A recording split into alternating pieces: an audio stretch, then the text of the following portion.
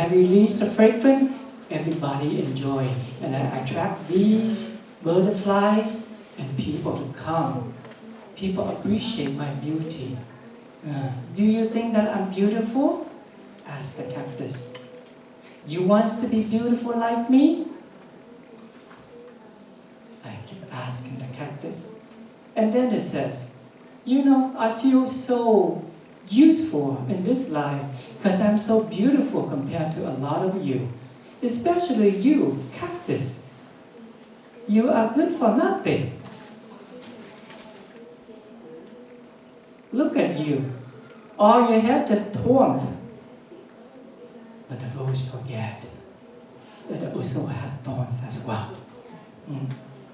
It doesn't see itself. It's only think of it as beautiful. And it only sees the thorns of the others. When it says the cactus, you are good for nothing. You're not so beautiful.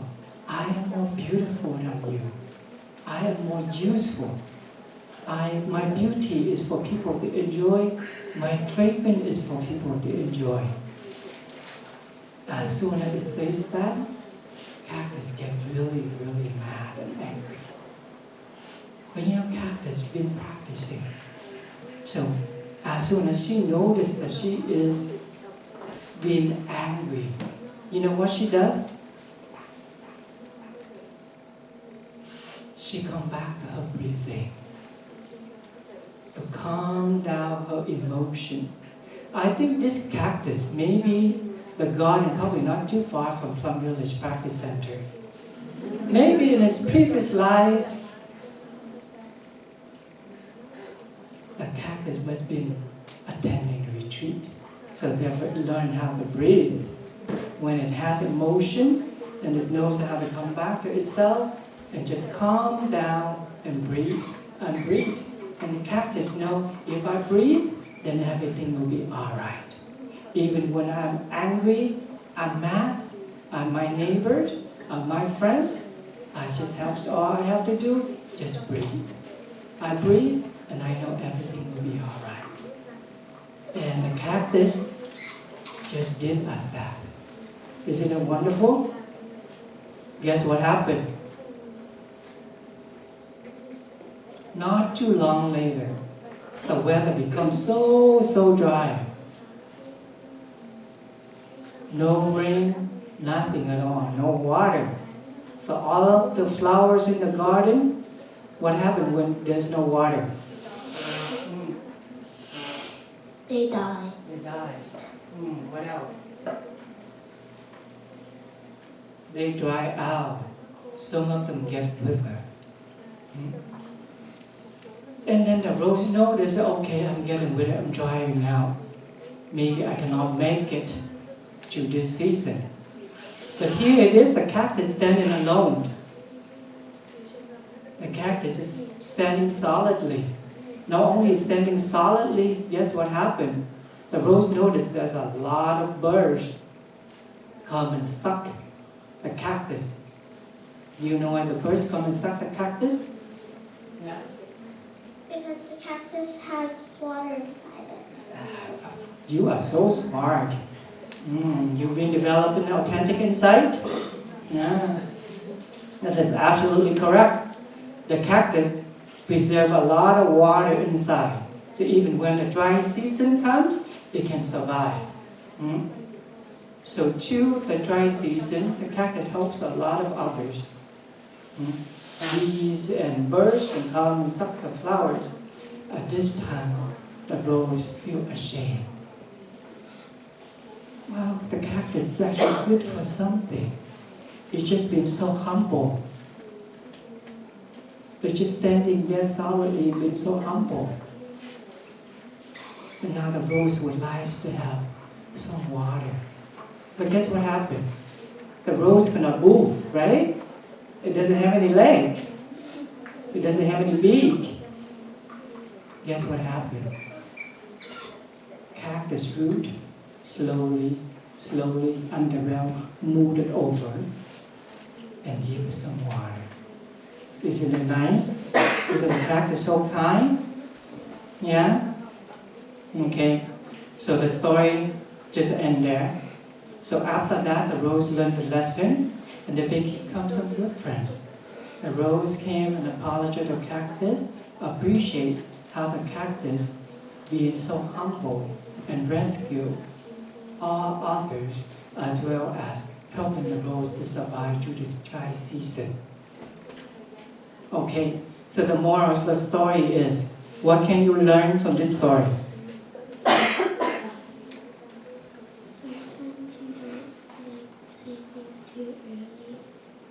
Sometimes you don't say things too early. So what that means, you have to reflect, you have to think about it before you say it first. Is it right?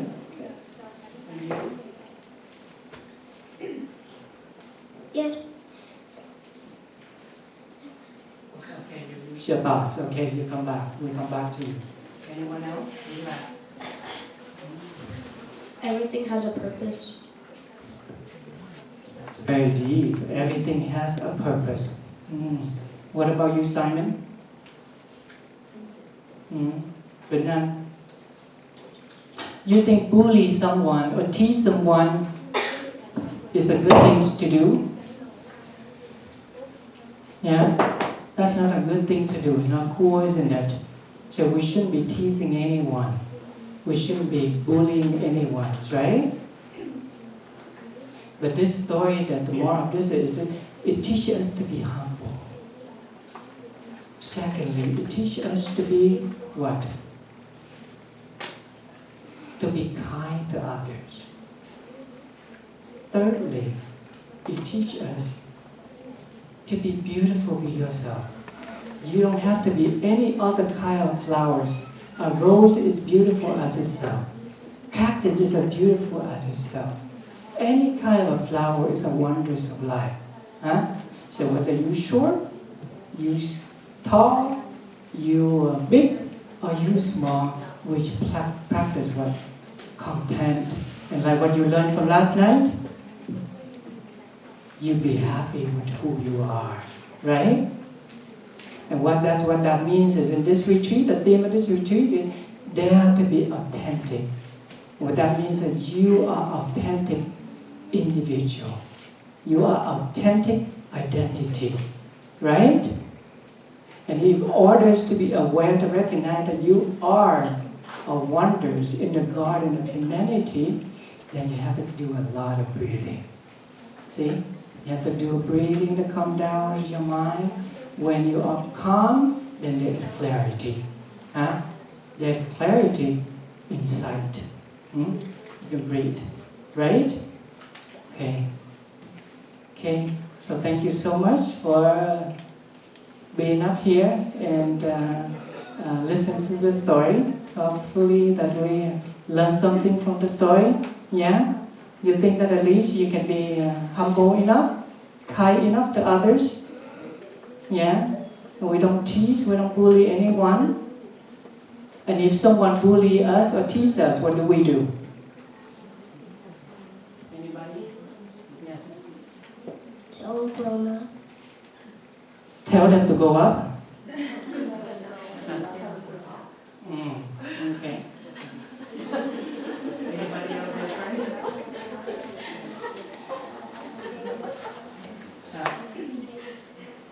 Say it again. I'm trying to think of one. Try to think of one. Okay. Anything else different? There are two scenarios that you can do. Okay? When you are teased or when you are being bullied. First, a lot of people do, a lot of children take action. You react to it. You tell them to leave you alone. Or you tell the adults. But the second option is to do is to come back and to take care of yourself. Okay? If you are calm, you are peaceful enough, and you see that the tease, the bully does not disturb you, then slowly they leave you alone. But what is more important is that you come back and you take care of yourself. If you know someone is bullying you, teasing you, you just leave them alone, you just take care of your business. But when it's too much, then you can tell your parents, tell the teacher, tell the adults. But the best part is to do is learn how to come back to ourselves and take care of ourselves. And the breathing can help you with that. All right?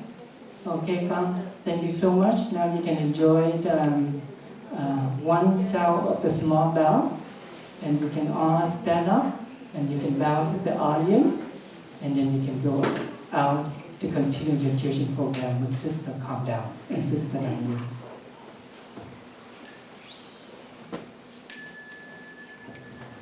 So please stand up.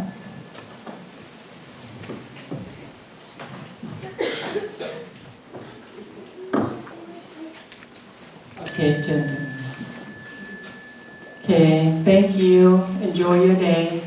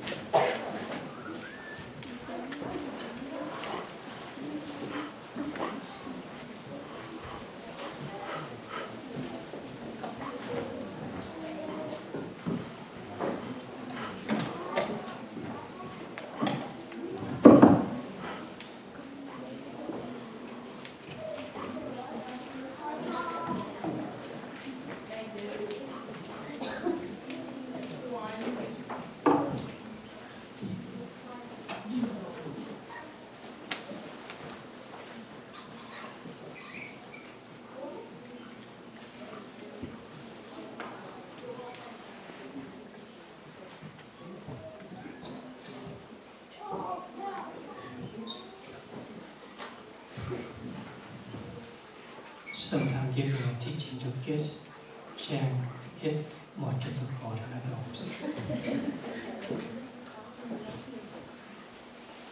Okay, let us listen to one sound about and let us come back to ourselves and enjoy this very, very present moment. This morning we have nothing to do, nowhere to go. Let's just enjoy, just be.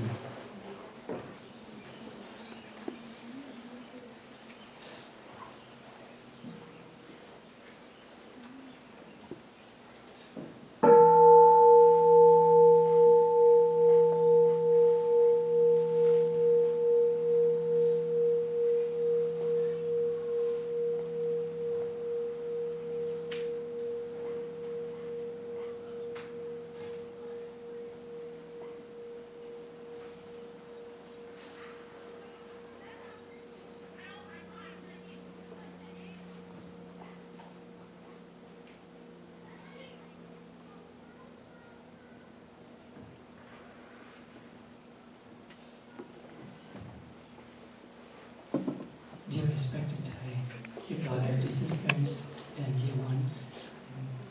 This is a happy moment. Today is the 8th of June in the year 2024. And today is the third day of the retreat, Viet week of retreat, with the theme, Dare to be Authentic. And we are currently at the Cornet Retreat Center. Like Sister Dee shared yesterday, this is our 6th time since the Viet Wake Up tour, the Viet Wake Up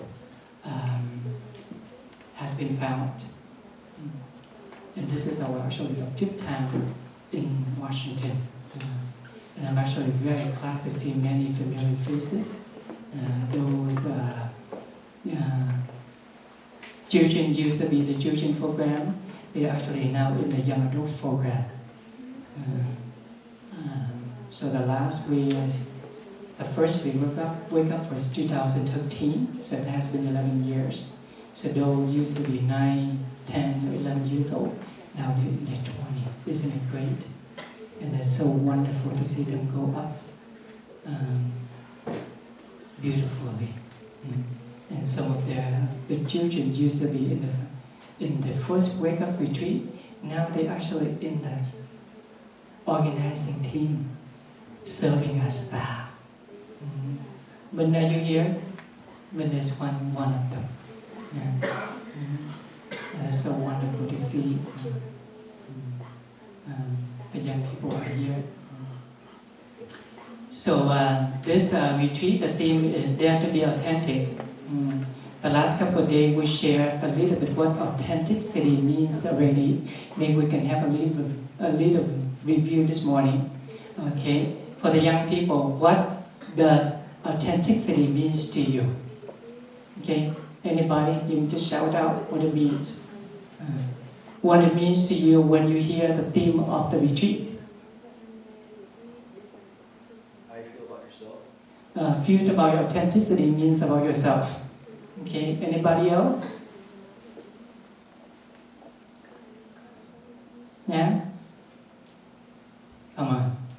I need the audience. I need you to be working with me, huh? Being true to your values. Being true to your values. Being true to your values. Very good. Anyone else different? Expressing your true nature. Expressing your true nature. Very good. That's it. Right here, right now. Just being beautiful as you are in this very present moment, right at this moment. These are all great answers. For the last 11 years that we've been traveling around North America. Not only North America, but it's in Europe, in Asia, leading all of them. Wake-up retreats for the young people. We have learned so many things about young people. But there was one particular thing that we found so interesting, and we found a lot of young people have in common, is that we are now living in the AI era, where AI robots taking over human works. And a lot of young people are getting so into technology, especially electronic gadgets, social media, consuming social media, and so on. And they spend hours and hours and hours online to these electronic devices.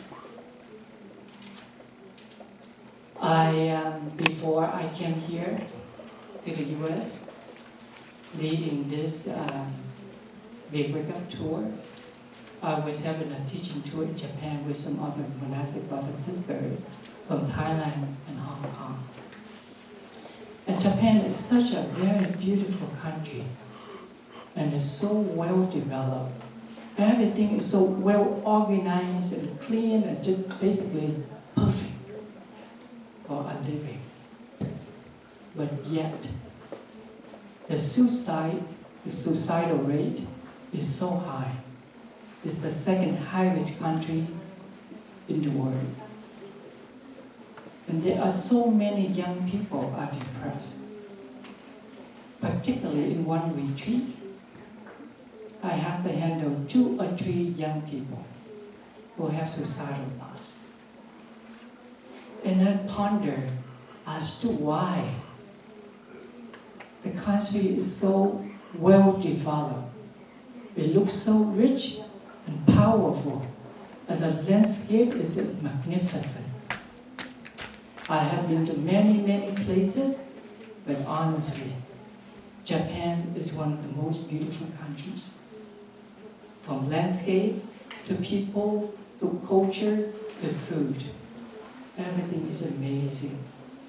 But then I ponder as to why that they have everything, and why they are not happy, especially the young people. Technology in Japan is very well advanced.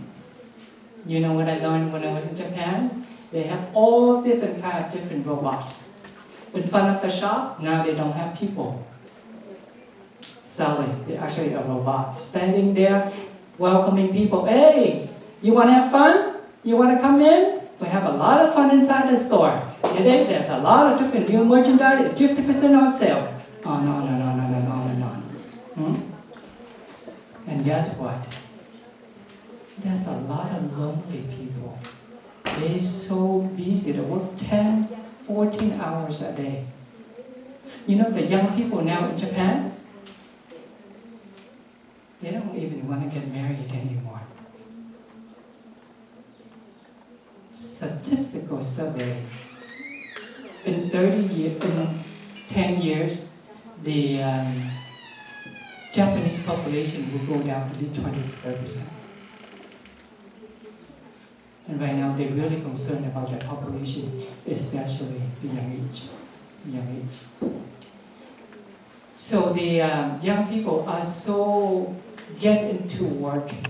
They work so much, and because of their economy is so competitive, so therefore they even put more pressure on themselves. So the more they get pressure, the more they get stressed, guess what they do? They work, yes, they work to cover up. They also what? They also consume social media. They also consume using electronic to cover up some of those sorrow. They're suffering and despair. And I think that we live in a world that's very different than our parents or our grandparents, great-grandparents used to be. Yes, we live in the modern world where things are very well developed, and we, the human, consider ourselves as very civilized than ever.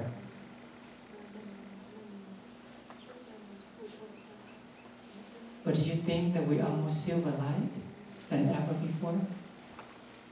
Yeah? I see one young friend up here shaking her head. I remember when I was young, I was living in Vietnam. I was living in a household with 3 different generations. My grandparents, my parents, my mom, my siblings. The 3 generations living in a group. We were very, very poor. Very, very poor. But yet, we are very happy. Very, very happy. I came to the US when I was 13 years old. And our life over here, of course, is getting much better in terms of finance. Economically, we're much better off. But if looking back, I see that we are not much happier than what we used to be. Because I see that our life, we're so occupied with some other things. So occupied with some other things. So as young people, we consume a lot of things when there are some suffering that actually suppressing inside, which tends to cover up with some other stuff. Now, what is more to cover up our loneliness, our emptiness, our suffering is what? Nothing is more convenient than what? Than your own electronic gadgets, right? To get online, social media, play games, and so on and so on. So authenticity means, in this retreat, what we would like to focus is that let's come back to ourselves. Enjoy to be a human being. This is so wonderful living here in this retreat. Everything is so nature. You have a chance to interact with one another, plays with one another, bonding with one another, real connecting from heart to heart. That's the first benefit as a human. But when we spend so much time online, social media, or playing video games, what happens when you spend so much time on a computer or in front of the screen? What does your eyes look like?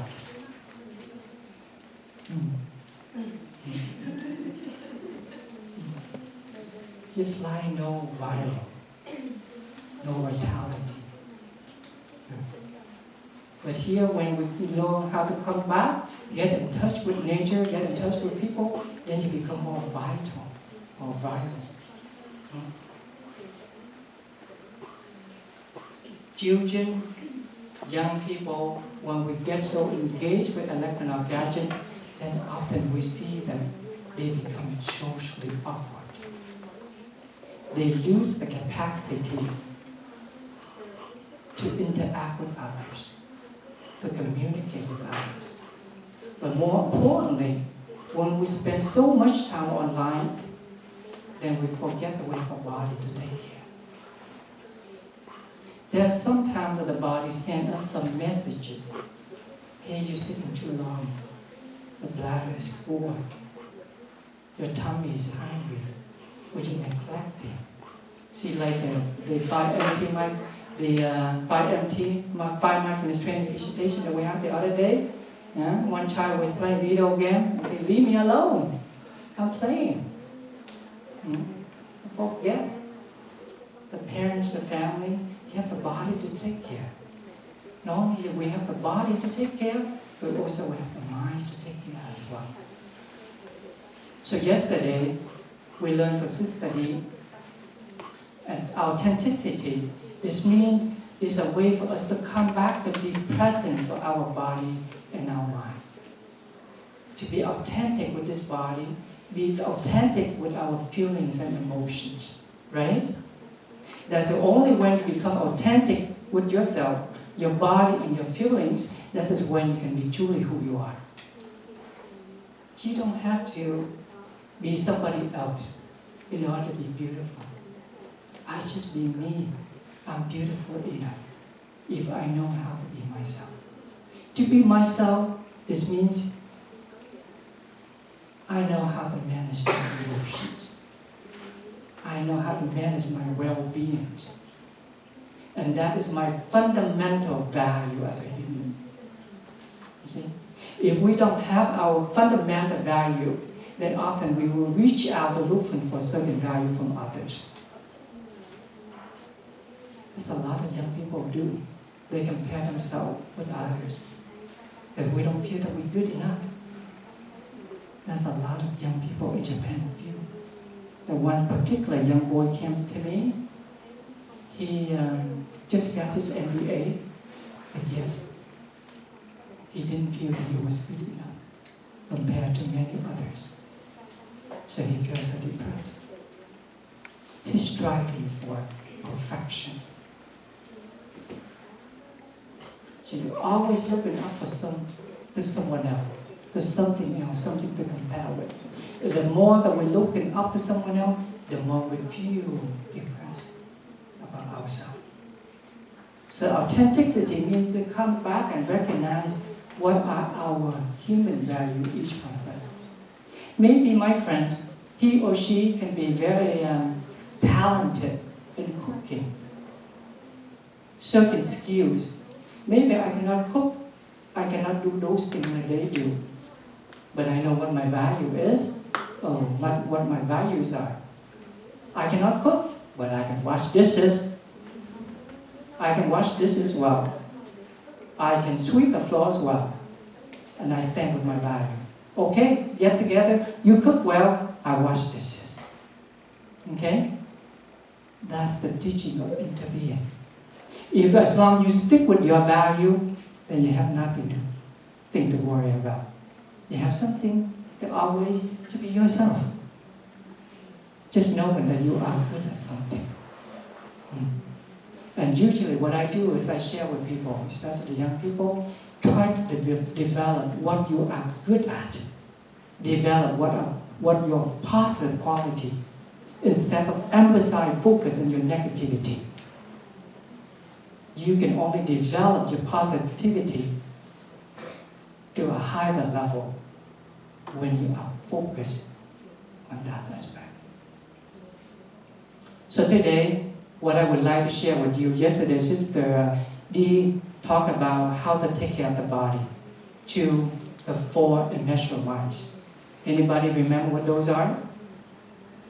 Young people, can you shout out what you remember?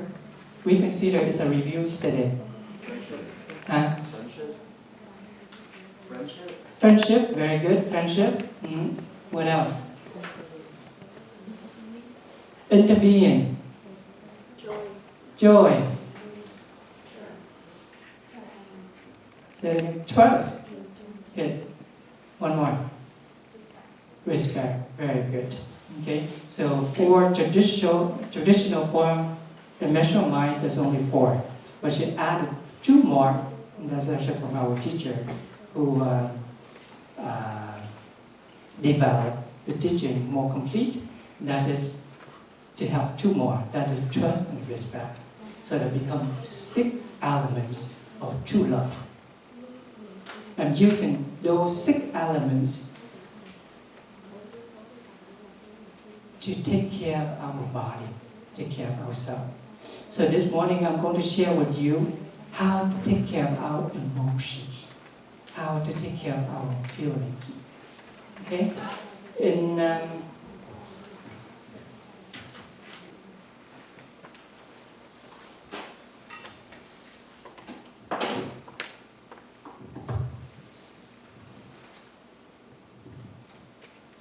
So maybe before I continue, let us listen to one sound of the bell.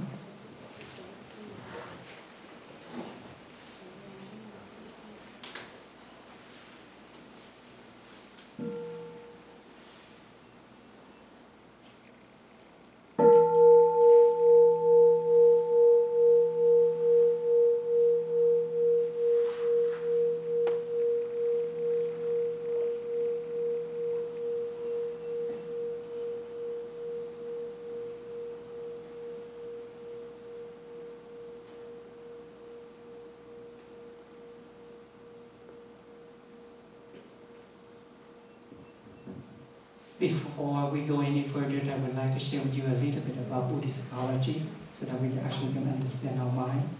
Because if we can understand our mind well, then it's easier for us to practice. It's easier for us to understand our emotion, our feelings, and where our mental information coming from and so on. In the Buddhist psychology,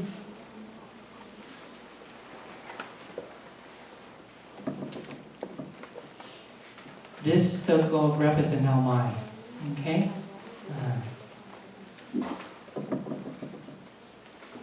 On the top level, this is our mind consciousness.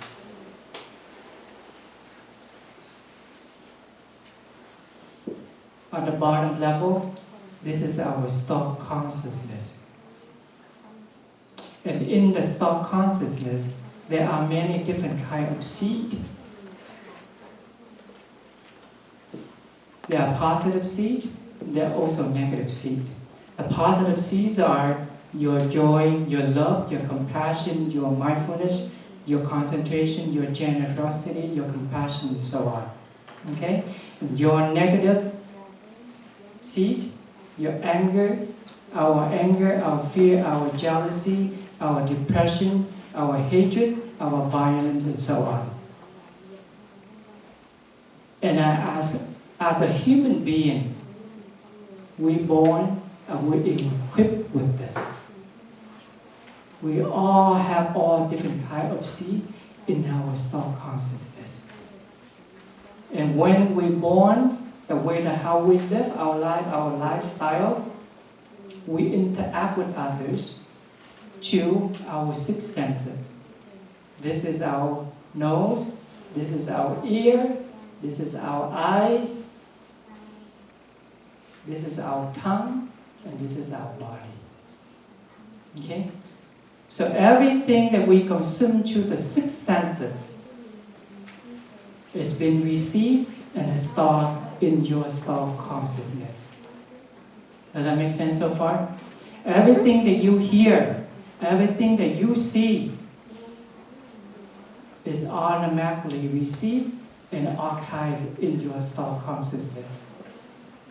Today, this morning when we do a walk meditation, I ask you not to use your camera, but take pictures. The iPhones now, what was it, a maximum 256 gig or 512? 1,000. That's a lot of gigabytes, isn't it? The gigabyte, and then that's what? Terabyte. Anything else above and beyond terabyte? At this point, technology can only go that far advanced, right? That speed, terabyte. You think terabyte, 1,000 gigabyte for your iPhone is a lot of memories, right? But nothing compared to your stock consciousness. Your stock consciousness is unlimited and is stored from life after life after life after life, and have been transmitted down from many, many different generations down to us. Okay? And everything just stored right in this stock consciousness. There was one time I asked my teacher, which is the Master Technical, when I was his attendant, so I had a lot of opportunities to ask him questions. Questions that relate to Dharma, questions that related to the Sangha building and so on. There was one time that I asked him when I was young, in the Dharma age, I was telling, we learned that stock consciousness has everything in it. I got everything. So where exactly is it located? The scientists, the neurologist, saying it's up in the brain. But I have doubt. Guess what he says? He says it's in every single cell of your body. It's every cell in your body. It's everywhere in your body. Not just only one central system. And this is in line with the teaching of interbeing. We'll get into it in just a moment. Let's come back to the six senses. Everything you hear, you smell, you smell, whatever you touch, you feel, is all been received into this thought consciousness. Okay? And as a practitioner, we have to understand our mind well. If I have this particular seed, for example, seed of anger, seed of hatred, seed of violence so strong in me, maybe I have contributed to make this seed grow. Maybe I allow myself to subtle in the environment where these seeds have been watered. Sometimes we allow the seed water intentionally. Sometimes unintentionally. But with the practice of mindfulness, it helps us to be more aware, what seeds are currently available and currently manifesting in my mind at this moment. When the seed of happiness is being watered, then guess what happens? Happiness, it will be blooming flower on top of your mind consciousness, and you become happy. You smile, right? Like, for example, you come to this retreat, you benefit from collective energy. Therefore, your seed of mindfulness is also blooming, going.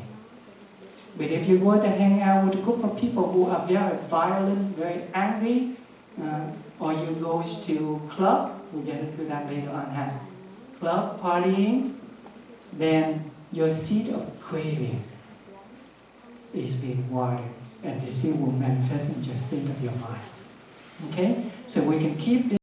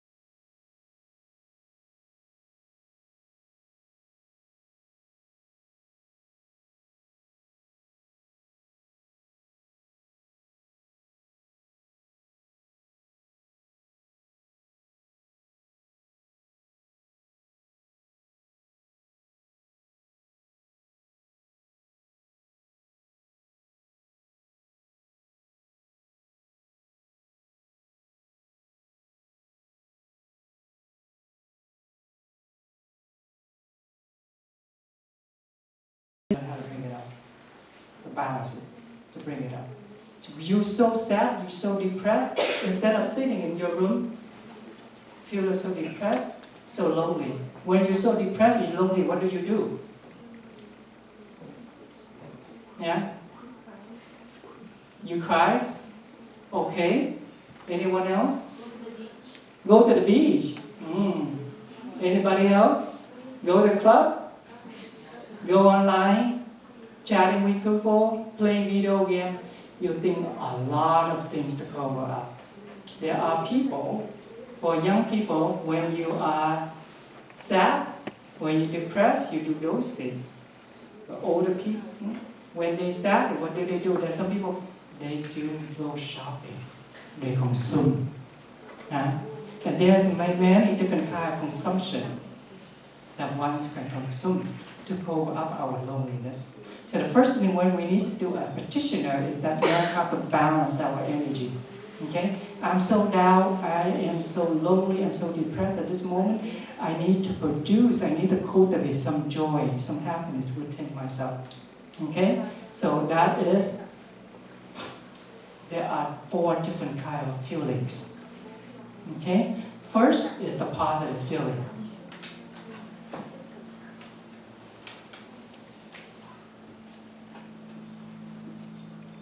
In this case, joy, happiness, and so on. Okay? As a practitioner, in order for us to learn how to balance positive feelings, the positive our energy, then we need to cultivate joy and happiness. Young people, as I share, when we are depressed, we feel empty, we feel lonely, we go party. That's what I did.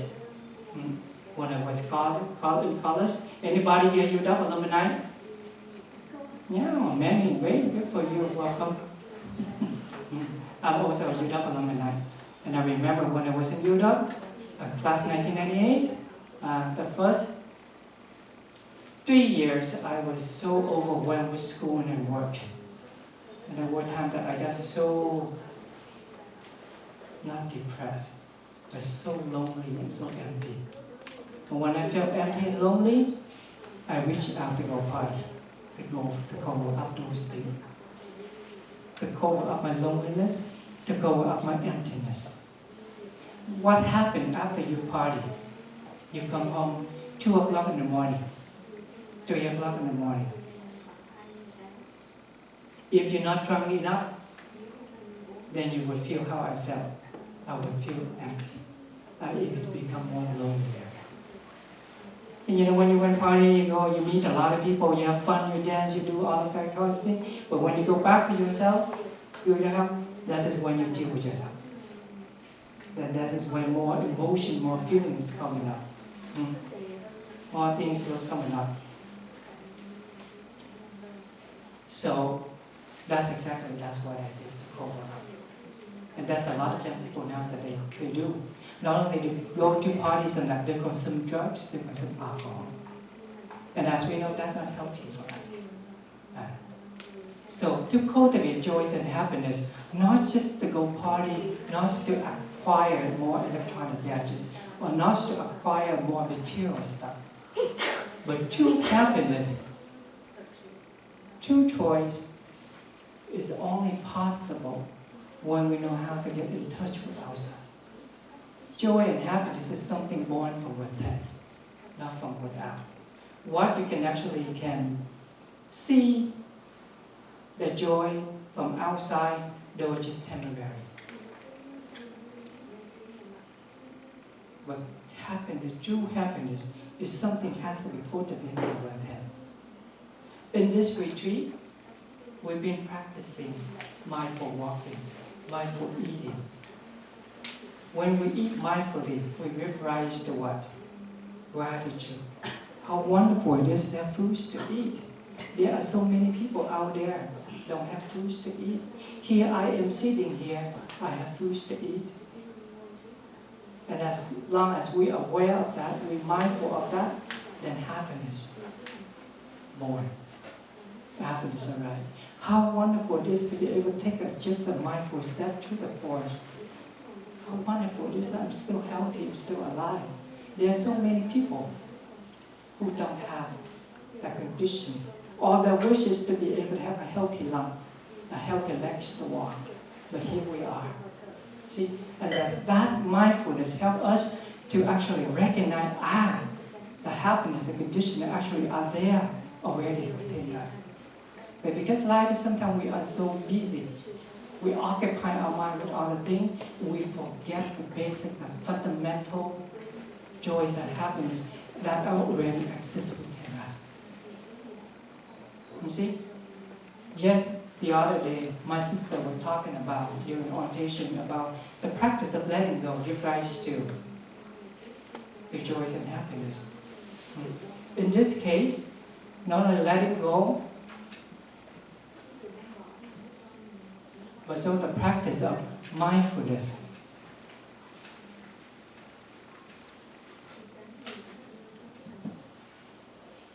Give rise to joys and happiness as well. We have so many conditions to be happy, but most of them we forget. We reach out for something else. We're looking for, maybe I will have this and that. If I have this diploma, if I have the house, this career, whatever, then I will be happy. In order for me to be happy tomorrow, then I have to sacrifice my being today. I will share with you my favorite story when I learned when I was in college. And this story had changed my life. A teacher came to a class. He stood in front of the class. Okay, dear students, today I have a demonstration to show to you. Here is a vase flowers. There's a clear crystal vase flower. Here is a bag of golf balls. Here's a bag of gravels. And here's a bag of sand. Okay, these are the 4 things I'm going to do demonstrations to you. The clear crystal flowers vase represent your life. The golf ball represent what the most important things in your life. For example, your family, your loved ones, your health, and your friends. Those are the most important things in your life. The golf balls represent your career, your car, your education. And the gravel represent what? Represent all the electronic gadgets, interior designs, and everything else. So if you fill up this vase of flowers with the golf balls first, then you will have more space to put in the gravel and the sands, right? But if you were to put the sand and the gravel in first, then you have no space to put in the golf ball. Isn't it right? So this is exactly true to your life. If you were to put in the golf ball first, then if you don't have anything else space for other, then it's still absolutely okay. Your life is still happy and content. But if you were to put the gravel and the sand in first, then you have no space for your loved ones and yourself.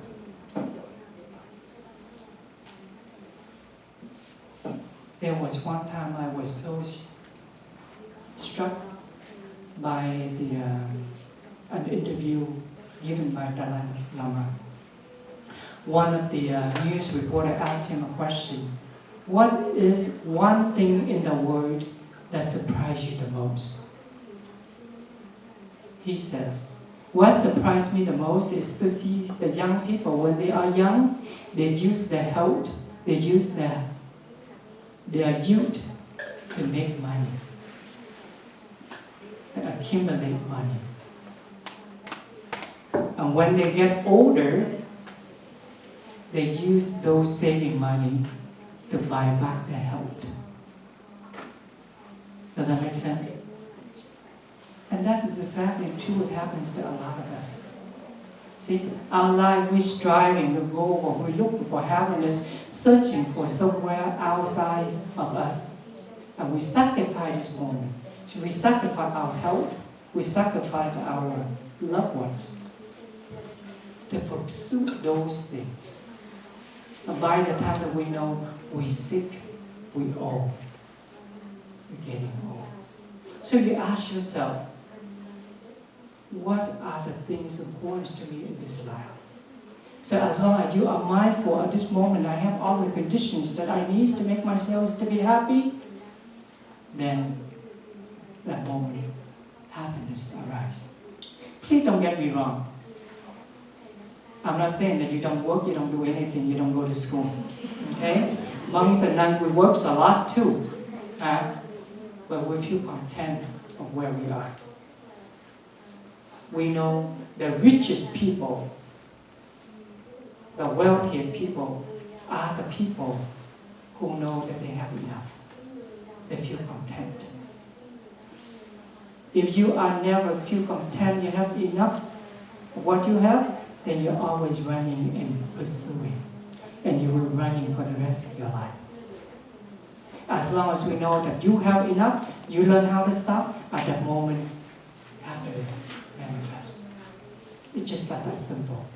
That's essentially what sounds about.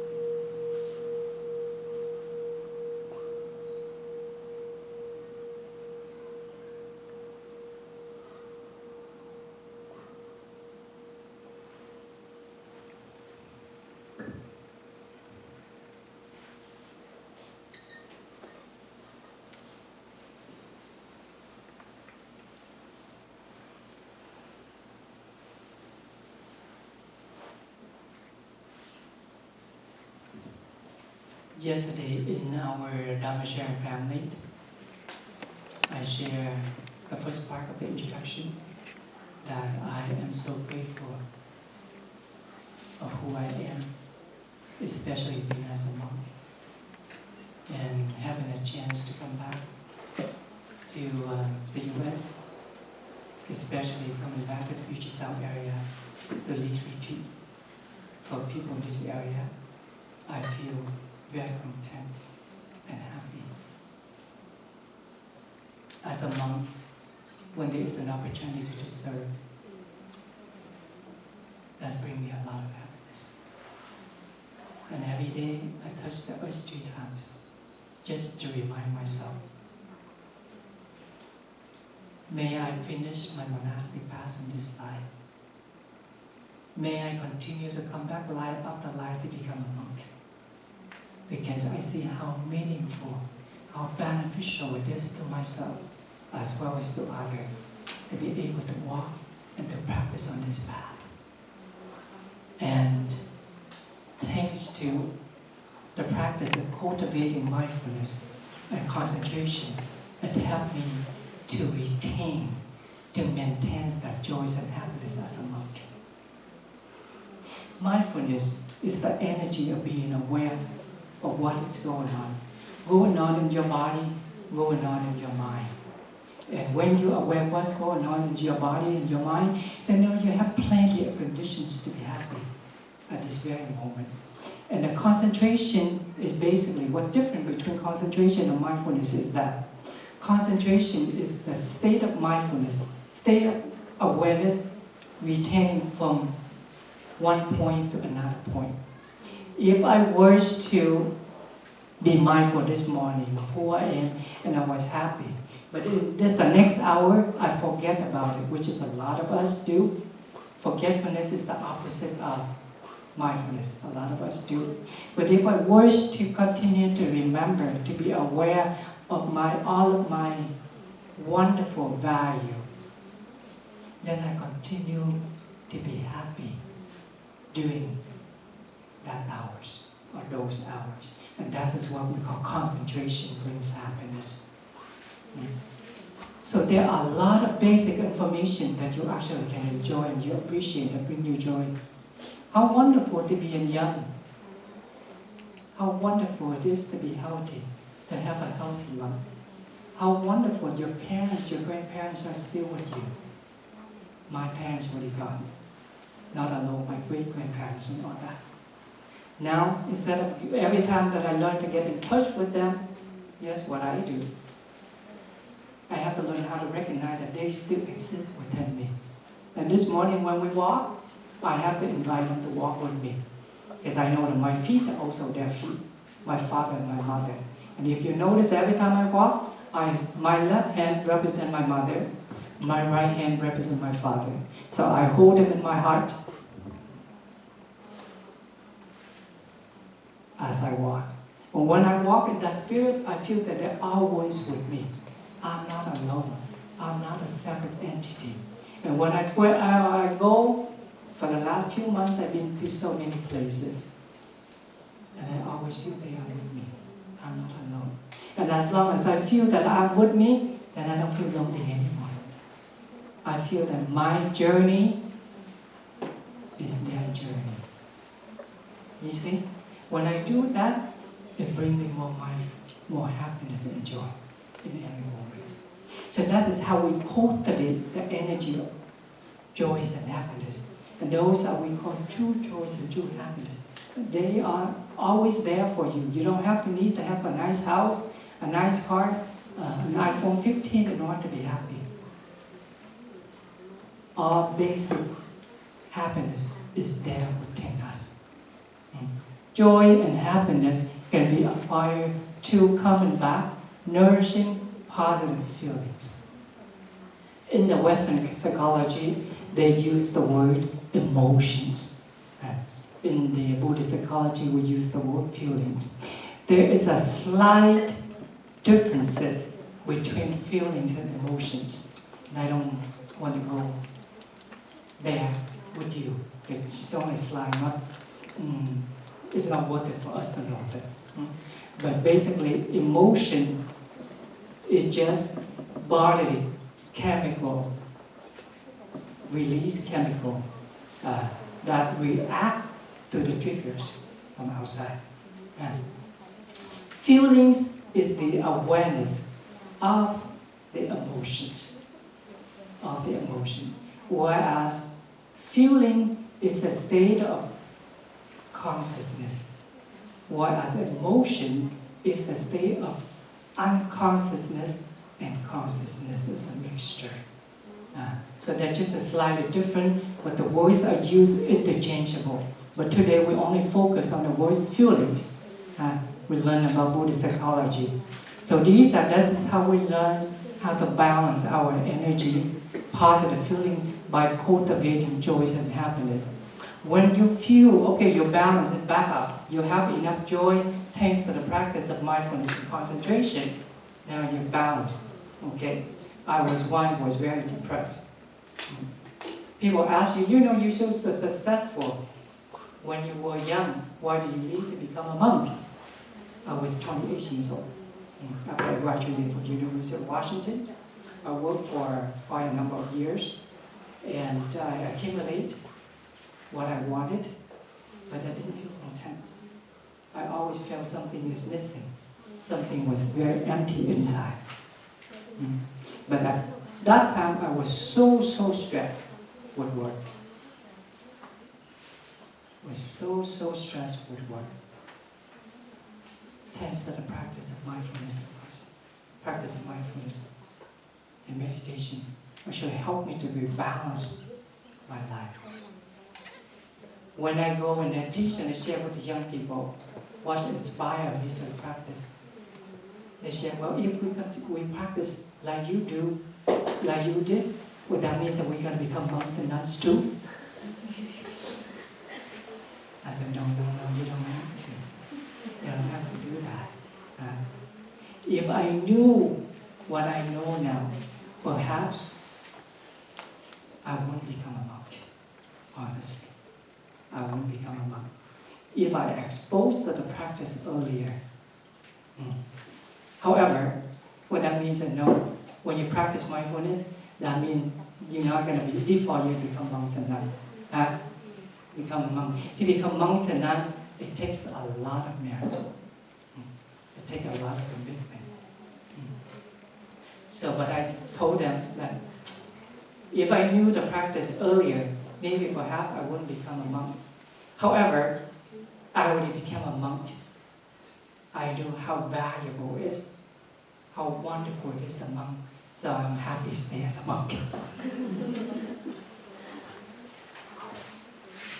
So coming back, the practice of mindfulness helps us to balance our life, to bring us more joy and happiness. When you balance yourself, your energy, which that means at that moment you're equipped with the energy of mindfulness and concentration, you're not being overwhelmed by emotions, then you will go on. You will touch your negative feeling or negative emotion. Your negative feelings. What are your negative feelings? In this case, a negative emotion. Your anger, your jealousy, your despair, your depression, and so on. There's so many things. And we talk about it, how we, as young people, we consume so much in order for us to cover up these negative feelings. Sometimes we feel we're not loved, or sometimes we're looking for love, right? And more often we're looking for love at the wrong places. And we're looking for love with the wrong people. And a lot of us, we like to look for Mr. Right and Miss Right. But we don't know how to be Mr. Right and Miss Right ourselves. So the teaching helps us to come back. Okay, now that you are balanced, now you learn how to take care of your feelings and your emotions. And what are the 4 most basic negative emotions or feelings? Anybody can tell me? I just go 3 or 4. Anger is one of them. Good. Fear, very good. 2. Sadness. Okay, sadness is sorrow. Okay, sorrow considered one. One more. Jealousy. Jealousy is one of them, but not the basic.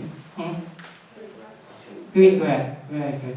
Okay, so those are the 4, 5, or 6 fundamental, basic, strong emotions that we have to deal with. Okay, so now how do we learn how to take care of our negative feelings, emotion? You know, as I shared earlier, as a human, we're born with this. We're equipped with it. You cannot run away with this. Okay?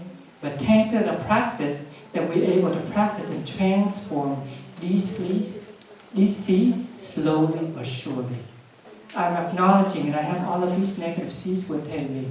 I often, before, I wasn't like the person that you're looking at this moment. I was very agitated. I was angry.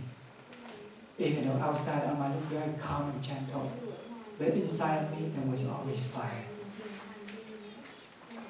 And thanks to the practice, I learned how to recognize these seeds, this energy, and I learned how to see where they're coming from. I see that they're actually coming from my mother, my grandmother, and so on. I learned how to recognize them. That they have been transmitted to me. And not only they transmit these seeds to me, and through the process of living, of growing up, I allow these seeds to be watered. Does that make sense? I interact with friends. I interact with people, and I allow these seeds to be watered. So as a practitioner, we have to be very smart.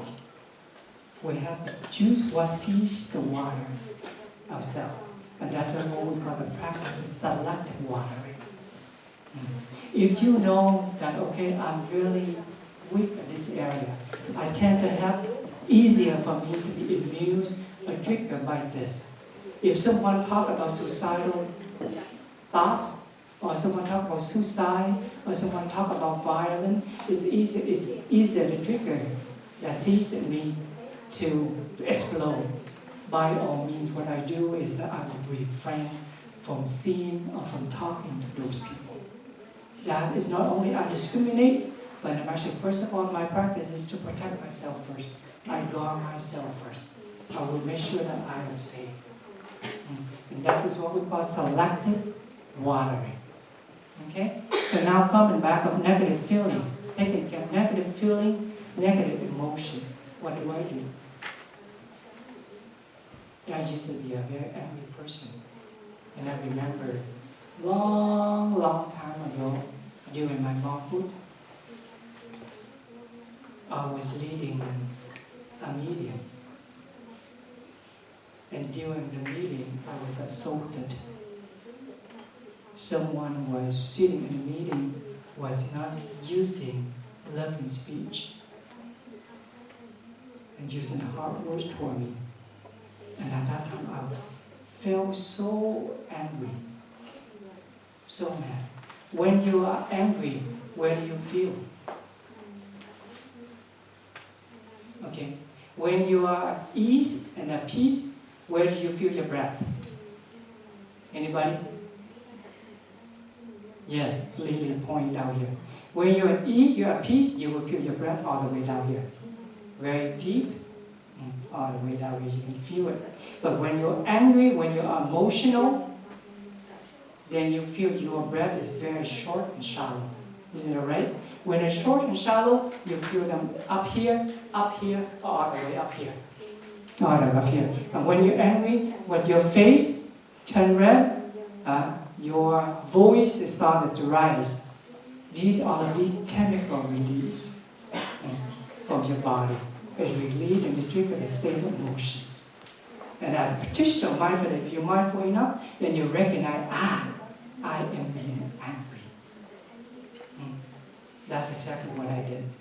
As soon as I felt insulted, I felt so angry. But yes, I look very beautiful outside. But inside, I was burning inside. You know, when I was burning, you know what I wanted to do? I was wrapping the inviter, which is the stick, to slap that person. But as soon as the thoughts arise, I want to pick up the inviter, and then another thought come up. No, that's a very violent thought. You are a monk, you cannot do that. Not only you cannot do that, but you cannot think like that. You see? Mindfulness helps us to stop at that moment to be able to recognize that's a state of protection. Not only mindfulness, but the mindfulness training. You see? Mindfulness training what? Which mindfulness training that we learned yesterday that help us to manage our anger? Anybody remember? Love and speech and deep listening, which is the 4 mindfulness training. Right? No killing. First mindfulness training. That's the training of violence. Right? Help us to come back and take care of ourselves. Be aware of seed of violence, seed of anger, seed of killing in us. See? And at the moment that the anger arises, I recognize, no, I'm a monk. I would take no precept. I cannot do like that. You see? If I were not a monk, if I did not take those training, probably I have the freedom to use the stick to beat someone right away. You see? You think that you don't take the training, then you will have the freedom. No. When you don't take the training, you make the commitment, you lose the freedom. Not that you have more freedom, the other way around. You see? But thanks to the practice, I took the training, and as soon as I remember, I cannot do that, then at that moment I learned how to release right away. That is how I learned to come back and take care of my emotion. You know what happened afterward, after the meeting? I came over to that person.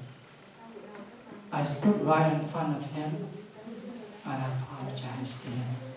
Even the last 5-10 minutes, he had no idea what happened in my head, that I want to kill him. But when I apologize to him, I feel healed. I feel released. I feel healed and released. And that is when I discover, when you forgive someone, you are actually forgiving yourself. And as long as you forgive yourself, healing takes place. As long as we carry grudge within us, then we continue to suffer.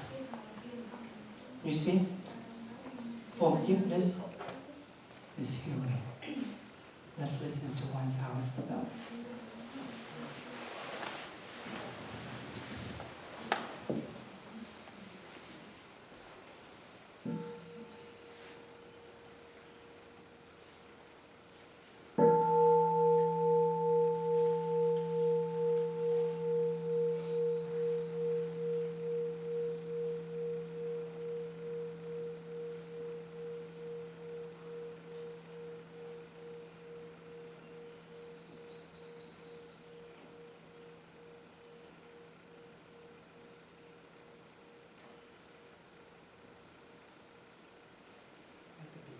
I have to be aware of the time, mindful of the time. Okay.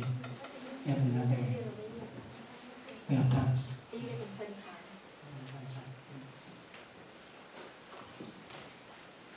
So now that I share with you the story how we can come back and take care of our negative emotions or feelings, the function of this, the technicality is like this. Okay. First thing, we have to learn how to recognize our feelings and our emotions. That's the first thing we have to do, recognize. You have to recognize. And if you for me as a practitioner, as long as you recognize, I am angry, I'm being violent, and so on, that's the first success already. That's the first gate of practicing mindfulness, is to be aware of what is going on. Okay? Once you recognize it, I am angry. Then secondly, you have to learn how to accept it. How to accept it. Because some of us, sometimes when we're angry, like Sister Lee shared yesterday, you're angry, you're lonely, you're sad, you're in denial. You don't accept it. Why do I have to be angry at you? Just like when you're sick, you don't want to go see a doctor. And if you don't want to go see a doctor to receive treatment, there is no way that you're going to be healed. Right? So secondly, you have to learn how to accept it. Yes, I have a problem and I need help. Third, when you learn to accept it, then you have to learn how to what? To embrace it. I have this anger in me. And I have to learn how to breathe it, how to calm it down, to walk with it, to sit with it, to embrace it. It's okay. It's okay to be angry. It's okay to be violent. This morning we learned about the 5 ways to put an end to anger. Right? And we know as human beings, everybody born with the seed of anger. And it depends on the level of the intensity. Some of us, the seed of anger is stronger than the others. And that depends on how the seed is being transmitted to us. Start with big or small. It depends on the process of growing up, the seed's been watered to what degree. And that will help it manifest. In each one of us, we have a tiger, a lion, a well from within.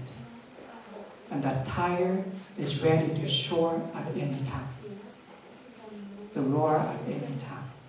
So the practice of mindfulness helps us to be aware, to recognize, to accept that it's okay to have a lion within myself. I have a tiger within myself. All I need to do is to recognize and to embrace it. Our teacher, he wrote a calligraphy with the praise.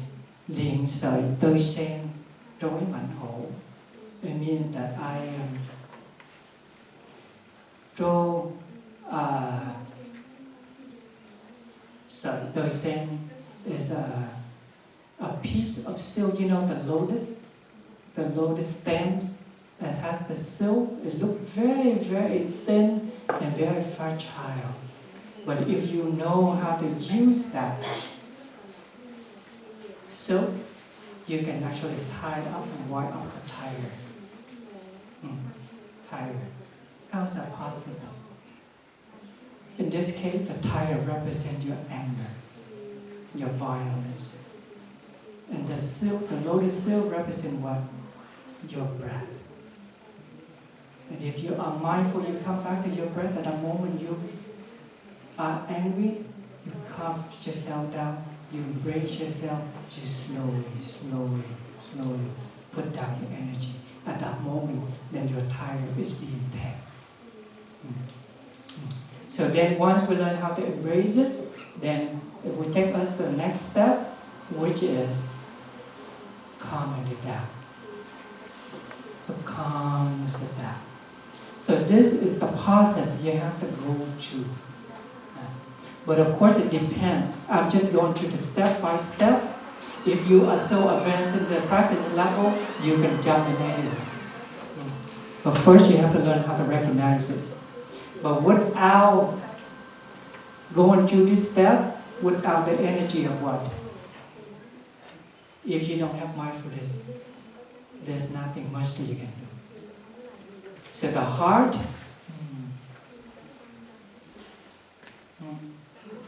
of this is mindfulness. It's mindfulness.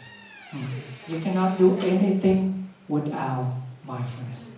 So this is actually the second function of the practice of samatha meditation, which is stopping. Yesterday, Sister Lee shared quite a lot about how to learn how to stop. Stop the mind from thinking, from talking, from yapping. So you actually reclaim your territory, your peace territory. When you are at ease, at peace, then you learn how to calm yourself down.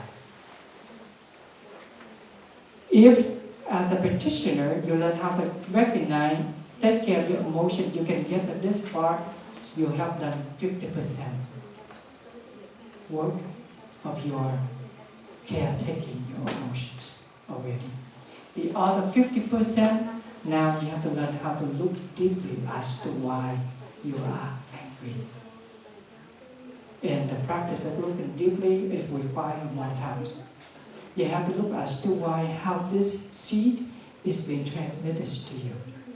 How you live your lifestyle that you allow this seeds to be watered. Or what can you do to refrain from these seeds being watered? And you look into deeply why this person do something, say something that makes you easily make you angry. Maybe perhaps before then you have done something that triggered that. Or maybe that person might have a bad day before he or she sees you. Or maybe that person is a victim of his or her own seed. It's been transmitted. He was living in a community, or she was living in a community where there was a lot of violence and anger. So that seed was growing that person. And remember, when someone makes us suffer, more likely they suffer a lot as well. And if we look at the eye of compassion, then we understand and we can easily accept it. Sister Lee shared yesterday what hurt people. So if we look deeply, we'll understand where we're coming from, where they're coming from, then that is where compassion arises. When there is compassion, there is love, there's understanding. There is understanding, there's acceptance. So dear friends, in each one of us, we are, the bottom line is at the end of the day, we all want to be happy. right? Everybody wants to be happy. Why do we have to work so hard to go through the process so long in order to be happy? I waste many, many years. I did not encounter the practice until I turned the age 30. At the age of 28, I was pondering, is there a way to get to life, to be happy without going to material path? And that was a very big question for me when I was 28 years old.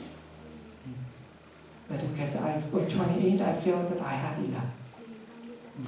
I had enough. All of the money, all the things that I had, it would not bring me to happiness. I always searching and looking for more. I felt like hungry ghost. So it took me 2 years, from the 28 to 30, to encounter the practice. I remember when I first came to Plum Village and I saw my teacher, Thai, and I was so proud to share with him Thai. I let go everything. My youth, my loved ones, my family, including my family, my career, my wealth, just to come back here, be a monk, to live a simple life, to live a waking life. Yes, what he says. I was looking for approval, agreement from him. He knew, he looked at my eyes, he knew. He says, don't you think that you made a decision by yourself? You came here because it was a leading karma. Young you. And I was confused. I did not know what leading karma means at that moment. I said, what exactly does it mean? He says, leading karma means that your ancestors did not have a chance to encounter the practice, to meet the right Dharma. They did not have a chance to transform their suffering. Now, it comes down to you. You have that merit. And the time is right. So that karma is leading you here. Your ancestor is leading you here. So when you practice, not only you practice yourself, you practice for them. They are in you. At that moment, I was like, wow. I never thought of that. So what that means is that you are here. You are very lucky. You meet, you encounter practice at this early age. And don't think that you actually made a decision, you come here. Your ancestors are also sending you here. And you might think that, oh, because I have too much suffering, I have this and that.